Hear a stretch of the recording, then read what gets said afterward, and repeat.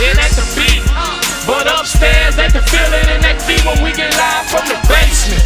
You can feel it in your face when we get live from the basement.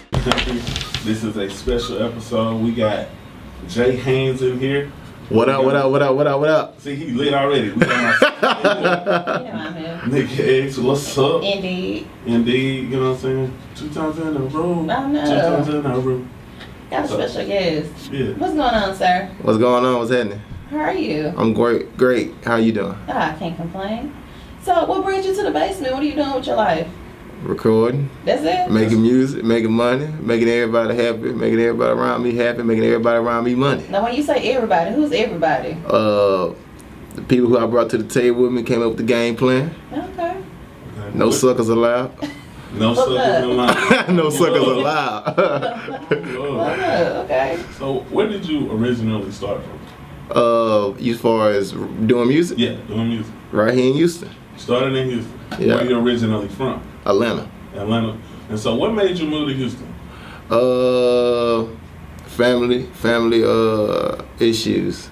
Family issues. Yeah. Well, I hope you got those all taken care of. Yeah, so we good. We squared away. Everything's squared away. Yes, sir. All right. And the only reason I asked that is because I find it interesting when people they move from Atlanta to Houston, because you see it at a lot in reverse. Like you see a lot of people moving from Houston or from their place of residence to Atlanta for the music, for the music capital. So, being here in Houston, like, has it shaped you or molded you in any way? It's kind of, I have a broader view on things, perspective on a lot of things, because I go to Atlanta. I'm being in Atlanta next week. I could tell like Houston moves kind of slower. Okay. And I think sometimes the city being as big as it is, it kind of hinders the growth of the city from an artist perspective. There's not really a lot of majors around. You know, back, I don't know how old you are, but you know, I know in the 80s and the early 90s you had like the big rap-a-lot labels. Now you got a lot of artists that are smarter now, they're staying independent. That ain't even, rap-a-lot ain't even been thought, it's not even in your head to even go over there. You know what I'm saying? Versus when you in another city, like I say Atlanta, like you say, is like a big capital, big market for music. If I'm a big successful artist, independent artist in Atlanta, you damn near saying I'm major, because I'm in a major market and I'm in an outlet to where if my music is being played, you know, 10, 12 times a day in Atlanta, I'm for sure getting show money. I got a whole city behind me. They know my records, so I can move different. Versus I'm being in Houston, I gotta go through too many hoops and hollers to even try to get to the next market. You know, me personally, I actually prefer to be in Atlanta, but a lot of situations kind of hinder me. But I'm making my way back there. But Houston show love too. I think it's just a lot of it's kind of like a lot of roadblocks. You got people in positions they shouldn't be in. What do you mean? Houston or Atlanta? Houston. Houston, okay. You got people who say they managers, they don't even know how to register their artists' songs and shit like that. You got promoters I had promoters when I first started. I had other rappers that had to try to teach me. Like, you know how you be like, I want to open up for Lil Boosie or whoever come, Webby. Right. And they'll have you go on after them. Why would you have me go on after them when the crowd already gone? This is the truth. You know, the crowd is here for them. Right. So you having me go on after them ain't doing me no favors. They ain't trying to hear nothing I'm talking about once they done seen who they came to see. Yeah. So you done swipe me for $400-500. Damn. And you know, now I ain't got nobody even to hear my art. So there's a lot of things I had to learn. That's why I try to implement a lot of things into a lot of artists I see now. Like, bro, you ain't got to do that. Like, if I have $5,000 to $1,000, I'm gonna take one record or whatever record. I'm gonna put all my money behind it, make sure it's copyrighted, make sure everything registered. Then I'm gonna sit down at the table, come up with a game plan, and I'm gonna execute. But Jay, don't you think? I mean, just like you sound like a man with a plan, but if it wasn't for, I'm not even gonna call them failures because we all have them. If it wasn't for like those shortcomings, do you think that you would have been as meticulous and thoughtful the way that you are now? Yeah, you're right. I needed that because I ain't gonna lie. When I had my first record, I was naive. I thought, man, I'm gonna be on YouTube. I'm gonna have 100,000 views in 3 days. It don't work like that. Like people don't know you. Like I know, when YouTube first came out, what, 2006, 2007, everybody get on YouTube, all these videos got 50,000, 100,000 views. In your mind, if I put my song in here, maybe I'm about to blow up, baby, I'm about to be on. And then 3 weeks go by, you still at 116 views. You're like, man, hold on, bro. This ain't. Hold on, bro. You're like, nah, this shit here this ain't what I signed up for. Yeah. Like right. What I've learned now that a lot of artists have the talent. They just don't know the two things that are very vital, which is what market that you want to go into and actually having a budget. You know what I'm saying? If you don't have a budget and you don't know what market and who your target fan base is gonna be, you're gonna forever be going in circles. I had a cat tell me last week, destination is better than speed because you can go nowhere very fast. Damn, that makes a lot of sense. Yeah. You got a lot of artists, got a lot of talent. How many artists you know right now probably came up here and had probably 8 mixtapes and you don't know now song off now 8 mixtape? But they can go bar for bar with anybody, but they got 8 mix. I'm just giving you an example. Hey, you what you told me before I said, oh, I'm gonna go savage. I'm gonna do it. We gonna keep it all the way. We talking about you. Hey, that's what I'm saying. I'm not finna be out here with 8 albums in and you don't even know one song. That's not gonna happen. I'm gonna make sure you know at least 1 or 2 records from me, and then we're gonna build from there. I'm not finna give you 12 mixtapes and you don't know now song from the first mixtape. It's not gonna happen. That's money wasted. The money you taking to go to the studio and record and properly get your record mixed and mastered the real way, not like your homeboy way, that's a lot of money you going through. That could be money that you could be using to push your record and go a place that you know what I'm saying you need to be going. But that's generally the difference between an artist and a rapper. Because I hear a lot of people say, oh, I'm a rapper or I sing, but are you an artist? Because an artist is gonna be serious about their craft. You're serious about your craft, so that you know it's different. It's another step that you need to take after you get in the booth and record. It's a step before. Yeah, it's a step before you even do that. Yeah, before you even record, you should be doing split sheets. Talk to them about split sheets. You should be doing split sheets before you even do the record. Y'all need your management and the other artist management need to figure out, okay, who ASCAP, who BMI, boom, boom, boom. How much percentage of the song you want, boom, boom, boom, stuff like that. That stuff needs to be taken care of before you even record, so you don't have any issues after the record is done. Cause then after the record is done, everybody's ego is gonna be trying to be inflated.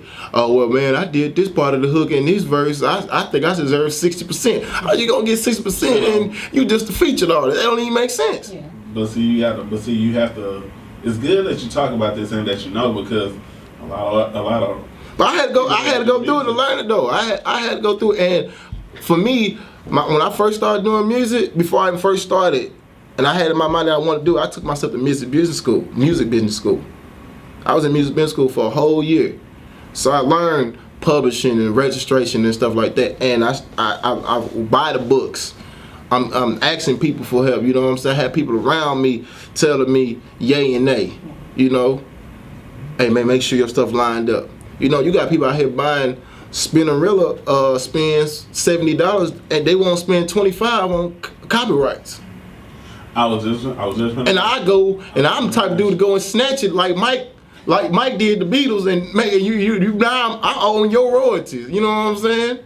And I leave it for you. Huh? You don't do the game like that? Hey man, look here. You play with me. Hey man. I was such high hopes when he walked through the door. Yeah, man, I wouldn't do nobody like that personally. I tell you, like, bro, cut out buying fake views and spend that same money to get your copyrights. Exactly. That I agree with. But you know what? But just like you saying it in a helping way. And me and Nika, we've been doing radio a little while, and we're telling them like, bro, it's a different way you can do this. And we don't want to just get a game because the game is meant to be sold and not told. You know, but we'll tell you like there's a different way that you can do these things, but they'll look at it like we hating, or they'll say that you hating. Even when you tell them don't spend that 70 on Spinrilla, spend 25 on copyright. Yeah. Or copyright this song, and stuff. They'll say that you hating. So how do you transcend as an artist and just keep that information to yourself? Like, I think sometimes it's hard for me because I hate seeing people struggle. Because I know the struggle. That's why I don't want to see people struggle. I mean, I can give you the game, but it's on you if you want to accept it or not. I can tell you, hey man, this ain't gonna work. That ain't gonna work. Do you own that beat? How you expect to sell this beat? You don't even own the beat. See, I look down the line. right. Okay, yeah, you got your partners and your Facebook friends liking this beat, but then if the producer gets a hold of this, what happens then when you get that $10 million lawsuit? What happens when you get that $5 million lawsuit? What happens when, you know what I'm saying, the main label get a hold of you? What happens then? That's why, for me, I own everything. It ain't a song that I don't have out that I don't own. I'm talking about full ownership. I ain't talking about no lease. Full ownership.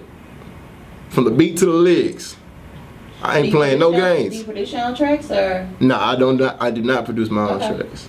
Nothing wrong with that. Yeah, but I ain't got into it yet. Nah, I ain't got into. I probably get. It'll happen. Yeah. But I don't play no games when it comes to this music. I want to own everything because I don't want to be one of them rappers who used to be hot and used to have money. Now I'm doing commercials for HEB or something. It's not gonna happen. I mean, you know. I mean, HEB pay pretty good. Man, that's all right. But you know how much money you own if you own your own masters? Oh, we already know. Well, we know. But you know, I mean, that's not our lane. All we here to do is to show the world. That's why we here. You know what I'm saying? You produce the art, we'll provide the platform. Hey, I did that. So speaking of which, like, do you have a new project out? If so, talk to us about it. I'm actually working on an EP. Okay. Working on my debut EP, and you know, I'm just taking steps towards it. This probably be the second record off of it. Well, Band's for sure gonna be the second record off. It's just that I learned from my lab. I put out my first mixtape. Like I said, I was one of them naive artists. Put out 15 tracks on it. Didn't do so well. So I had to go back. I had to be real with myself and go back to the drawing board and build people around me. Like, hey man, so what we doing? And game plan and step by step. I mean, different artists. There is no one way to be successful in this game. It's just that you gotta be strategic about your moves and know what you're doing. And me, I just feel like there's no reason for me to put out a full-length project if I don't even have, you know, a buzz or whatever. Yeah, exactly. Okay. So I put out a single or so. Okay, this guy, okay, I like this guy. I heard that song from him, so I want to check out more music. That way, I can reciprocate. I know that I'm buzzing, so I know it's cool to put out this next song or this next song because I'm gonna get the viewership up. I'm gonna get the buzz going. There's no sense in me spending X amount of dollars and putting out a full project on and getting 24 people to listen to it, and 14 of them are friends and family. That don't make no sense to me. Exactly. So talk to us about the song that you brought to us today. Band's trap song, trap rap. You know, had to get with the wave a little bit. It's produced by one of my best friends in Atlanta, DJ Kakarot. Me and him been best friends since about the 6th grade. DJ Kakarot. Like Kakarot, like Goku. Goku, yeah. Hey, you did. Yes. All right. I was just about to tell you, this dude been watching Dragon Ball Z together since 6th grade. This dude used to come to school every day with a tablet and had a whole synopsis of what happened in the prior episode. Just in case you missed it. He wrote it down, let you know what happened. He's so true. So he was blogging before time. Yeah. Hey man, but boy, hey, he watching it too because he in Atlanta right now. He like, hey, let me know when you about to tune in so I can tune in. So he hearing it. Great guy, phenomenal guy. He DJs in Atlanta and he DJs in LA as well. Okay. I said I need some work. I need something fresh. He sent me this record and a couple other records, but he sent me this one first. And my music director, video director, Kashawn Charles, while we was shooting another music video, I had him send him the record, and he was like, "Man, what if you do this to the hook?" And I heard the hook, and I added a little sauce to it, and I just built it from the ground up. James, What's up, man? bitch, I got bangs. That's gonna be my shit, man. Yeah. Make sure y'all get that record. It's in the rotation on the Core 94. Alright, Yeah. press up a button. All you gotta do is push that button. That's it. That's all you gotta do. That's all you need. And you got bands. Then At you least got 3 bands. minutes. They don't do them like that. Some of them ain't got bands, but for 3 minutes, I mean, Hey, man. the Haynes will get you together. in that song, J Haynes, alright, step over, bro. You in the mix with Big Country. Hey, man, I told you, man. Yeah, he did. He was like, you gonna like it. And I was like stripper naked throwing ass bands or like trap bands. He was like, all that shit. I was like, I fuck with you. Hey, see, this the crazy part, because my boy manager, with me, I be trying to see stuff bigger than what it is. That's sometimes my problem. Like when I did the record, I really didn't even want to do it because I just think that as an artist, we should be able to do more, push the envelope more. I be wanting to step outside the box. To me, it seems like everybody a trap rapper now. Everybody got a double cup. Everybody wearing a black tee with a couple chains on. Like, it's so much more than that. You know, what's wrong with being like a Flow Rider or a Childish Gambino, Mac Miller, somebody pushing the envelope?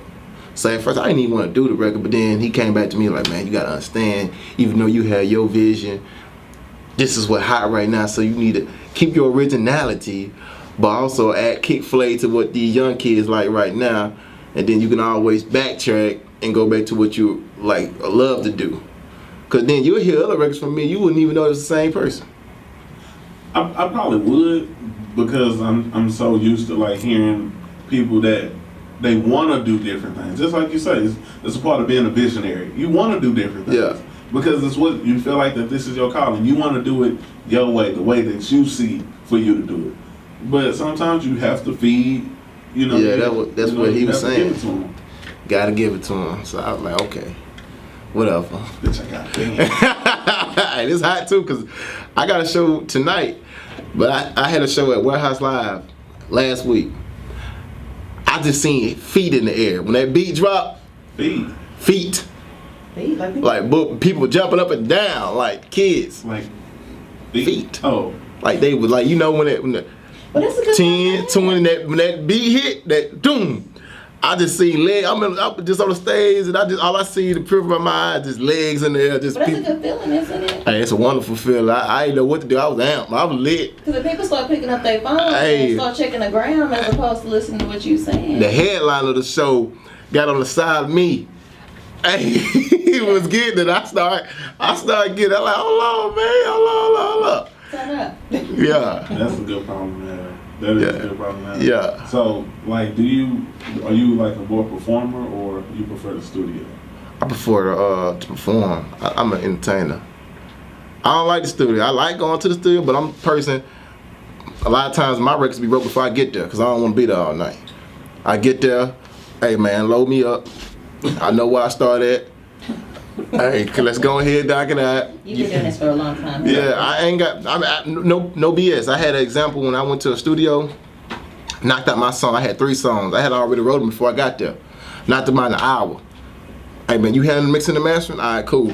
Dude was like, man, I wish you was here last night. These guys booked up 8 hours and only came up with 1 hook. What? Are you playing? That's wasting money. I was on Macy's, a studio over on Macy's, like a barbershop in the studio behind it. And yeah, They got 8 hours and only came up with a hook. You did 3 songs an hour. And 3 songs an hour. Hey man, you got mix and mastering? Hey, just send them to my email. But that's the difference. I think that's another thing that you artists have to learn. They think that you're sitting in the studio kind of wasting money. And that's not what's up. Like, Nah. You play, especially in the beginning stages when you really don't have that money. That money could be going elsewhere. I'm not playing. I'm not playing no games. I wrote my songs at home. Hey man, see what they beat. Write them at home, get to the studio, record them. Like Tupac said, man, whatever he said the hook, you know what I'm saying, I gotta go. Yeah. I ain't got time to be here. I've never been that person that sit in the studio and had the girls in the studio and want to smoke and all. I don't feel like playing. Man, thank you. That boy's good. That boy's good. I don't feel like playing. Have you teamed up with anyone who will be on this EP? Are you still kind of you all the time? Or? I don't want to. I probably have one other person, cause I know on my mixtape, from the feedback I did get from a lot of people who did listen to music, I had a lot of features. Because when I first started music, I was just like one of them guys with the mentality, I go in the studio, I didn't even know you. And if you was there and I felt like you had something and I heard something that you had, I'm like, man, you want to jump on this? Yeah. So I was free willing to let anybody on. Like every song had almost a feature on it. But now I think that what I know for sure, people want more of you as an artist. They want to understand your story.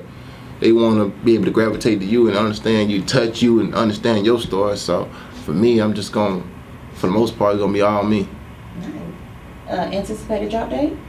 Before the summer. Okay. Before the summer. Yeah. I'm really just on a promo run right now trying to get bands. 3 months, bro. Yeah. Yeah, I know. Okay. Oh, don't worry. Know. Trust me. You got this? I'm just saying. Hey man, look, hey, trust me, man. I already booked up South. I booked up South by Southwest. A couple dates on that. I try to stay ahead of the game. I got me with the Walmart got me one of the little vision board, the little mark boards. Right. Yeah. I'm right down. First quarter goals, checking them off. Yeah. There it is. Hey man, when you see them, you gotta attack them. Yeah, that's true. Or you can't hold nobody. You can't hold nobody accountable but yourself. You the one wrote them. Them your goals. That's true. You want to tell people where your shows are? Can you announce that yet, or is it South by Southwest? Since that's coming soon. Yeah, it's coming soon though. I announce. They can check on my Instagram. Okay, well tell people to follow you on Insta. They can Instagram. Y'all can follow me on Instagram at alist_J JAY. You can check out my website www.alistmusic.com. Okay. Is that where they get the song too? Yep. You can go right there. In between time, you can also request it on the core94.com. Right here. Yep. Yeah. Core 94. The hottest station on the web. Yep. I'ma get it. Gotta get it. Hey. I'ma get it. Started off banging for the set. Young nigga never did rest. Grind for the check. Big homie, now nigga flex. 2, 3 chains on my neck. Mob like 10, 20s, got it. 50, 100s, got it. Shopping, want it, cop it. If you ain't getting money, you ain't poppin', nigga. See it on the lot, then I cop it, nigga. Never going broke, not an option, nigga. Catch me in the cut, getting sloppy, nigga. Count it up, partner. Bitch, I got bands. Poppin' bottles, got it. Fuckin' models, got it. 10, 20s, got it.